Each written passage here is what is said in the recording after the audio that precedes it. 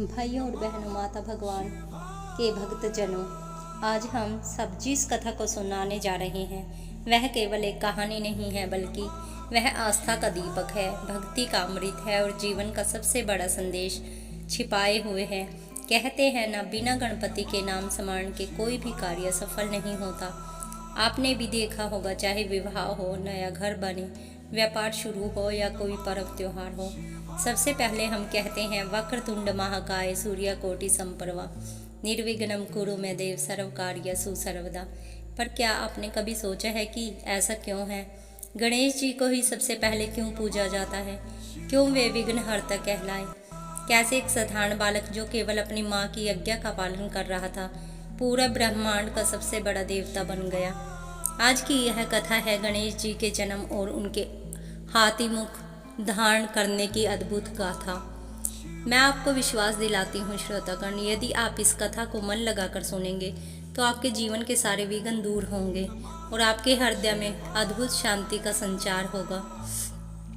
कैलाश पर्वत की गोद में हिमाचल शिखरों के बीच जहाँ भगवान शिव अपने ध्यान में लीन रहते थे, वहीं उनकी अर्धांगिनी माता पार्वती अपने दिनचर्या में व्यस्त रहती। एक दिन माता पार्वती स्नान के लिए तैयार हुई। उन्होंने उबटन बनाया और अपने शरीर पर मलने लगी। उसी उबटन से उनके मन में विचार आया, क्यों ना मैं इस उबटन को एक ऐसे पुत्र की रचना करूं जो मेरा अपना हो, मेरा आज्ञाकारी हो और सदैव मेरी रक्षा करे। माता ने प्रेम और तपस्या की शक्ति से उस उबटन से एक सुंदर बालक की रचना कर दी। उस बालक की आंखें कमल के समान, शरीर गोल वटोल, मुख चंद्रमा सा तेजस्वी और स्वभाव मासूम किंतु दृढ़ था।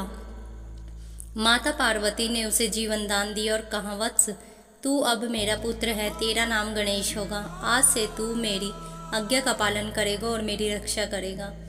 बालक ने माता के चरणों को स्पर्श किया और बोला, माता, आपकी आज्ञा हो तो मेरे लिए धर्म है, आपकी आज्ञा ही मेरे लिए धर्म है। उस दिन माता पार्वती स्नान के लिए भीतर चली गई। उन्होंने गणेश जी को द्वार पर खड़ा कर कहा, बस जब तक मैं भीतर हूँ कोई भी अंदर न आने पाए। गणेश जी ने हाथ में लाठी ली और द्वार पर अड़िंग होकर खड़े हो गए। इसी समय भगवान शंकर अपने ध्यान से उठे और पार्वती जी के दर्शन हेतु वहां पहुंचे। वे जैसे ही अंदर प्रवेश करना चाहते थे, गणेश जी ने हाथ जोड़कर रोका। रुकिए, माता ने आदेश दिया है कि जब तक वे भीतर हैं कोई भी अंदर नहीं जा सकता। शंकर जी मुस्कुराए और बोले, बालक, मैं तुम्हारी माता का पति हूँ, मुझे जाने दो। पर गणेश जी अड़िंग रहे। माता का आदेश ही मेरे लिए सर्वोपरि है, चाहे कोई भी हो, मैं अनुमति नहीं दूंगा। भगवान शिव के साथ नंदी और उनके गण भी थे। उन्होंने समझाया, बालक, ये स्वयं महादेव हैं, इन्हें मत रोक। पर गणेश जी दृढ़ होकर बोले, मेरे लिए सबसे बड़े देव मेरे माता पिता हैं।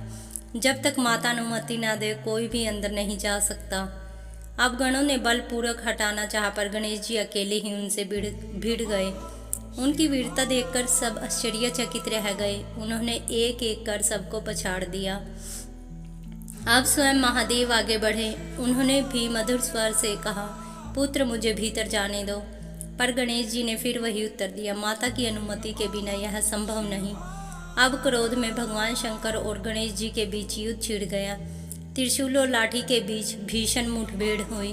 गणेश जी का साहस देखकर देवता भी दंग रह गए। परंतु जब क्रोध चरम सीमा पर पहुंचता है तो विवेक दब जाता है। शंकर जी ने त्रिशूल से वार किया और गणेश जी का सिर धड़ से अलग हो गया। धरती डोल उठी, दिशाएं मौन हो गई। माता पार्वती बाहर आई और अपने पुत्र को मृत देख विलाप करने लगी। उनकी आंखों में अग्नि प्रकट होने लगी। उन्होंने क्रोध में कहा, यदि मेरे पुत्र को जीवित न किया गया तो मैं संपूर्ण सृष्टि का विनाश कर दूंगी। सभी देवता भयभीत हो गए। वे महादेव से विनती करने लगे कि माता को शांत करें। भगवान शिव ने गंभीर होकर गणों का आदेश दिया, उत्तर दिशा में जाओ, जो भी प्रथम प्राणी मिले उसका सिर लेकर आओ। गणों ने वहां एक गज हाथी का शावक देखा। उन्होंने उसका शीश लाकर प्रस्तुत किया। शिवजी ने यह शीश गणेश जी के धड़ पर स्थापित किया और संजीवनी मंत्र से प्राण फूंक दिए। क्षण भर में गणेश जी जीवित हो उठे, अब हाथी मुख के साथ। माता पार्वती प्रसन्न हुई। भगवान शिव ने घोषणा की, आज से यह मेरा पुत्र भी है, यह सभी गणों का अधिपति होगा, इसका नाम होगा गणपति। संपूर्ण संसार में कोई भी शुभ कार्य बिना इसके पूजन के प्रारंभ नहीं होगा। देवताओं ने पुष्प वर्षा की और गणेश जी का जय घोष किया। माता पार्वती की आज्ञा सबसे बड़ा धर्म है। क्रोध में विवेक खो जाता है। माता का स्नेह संपूर्ण ब्रह्मांड से बड़ा होता है। हर अंत एक नए आरंभ का संकेत देता है। इसलिए आज भी हर कार्य की शुरुआत गणपति पूजन से ही होती है। तो भाइयों बहनों, यह थी गणेश जी के जन्म और हाथी मुख की अद्भुत कथा। यदि आपके जीवन में कोई विघ्न है, कोई रुकावट है, तो स्मरण कीजिए गणपति बाप्पा मोरया।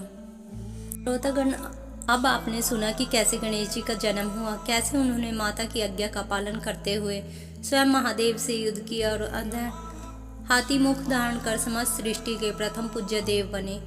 लेकिन यहाँ कथा समाप्त नहीं होती, क्योंकि गणेश जी केवल पार्वती पुत्र नहीं बल्कि संपूर्ण जगत के विघ्न हरता और मंगल करता है। उनकी महिमा असीम है।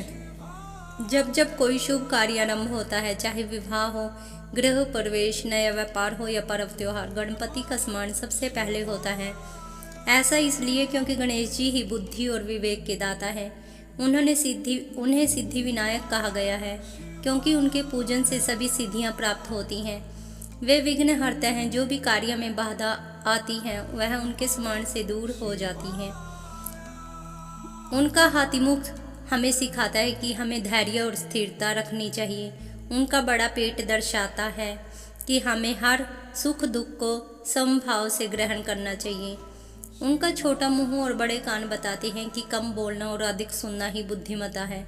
उनका एक दांत टूटी हुई हमें यह शिक्षा देता है कि ज्ञान के लिए हमें कभी कभी अपने अहंकार का त्याग करना पड़ता है।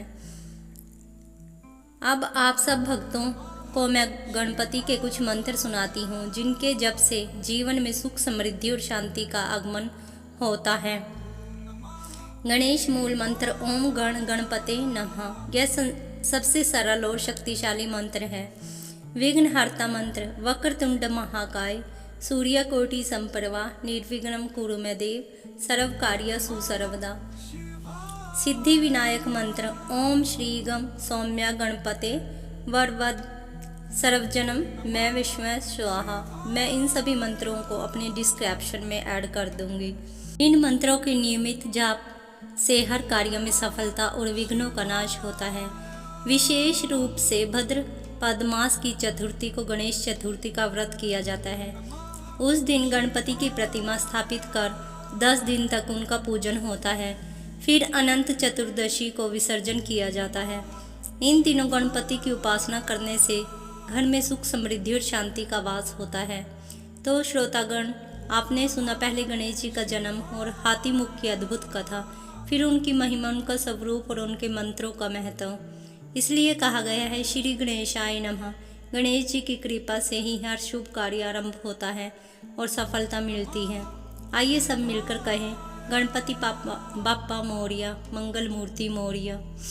कैसी लगी आपको मेरी ये वीडियो? अगर अच्छी लगी हो तो प्लीज़ मेरे चैनल को लाइक, सब्सक्राइब, कमेंट करना ना भूलें। ओम नमः शिवाय। हर हर महादेव। ओम श्री गणपति नमः।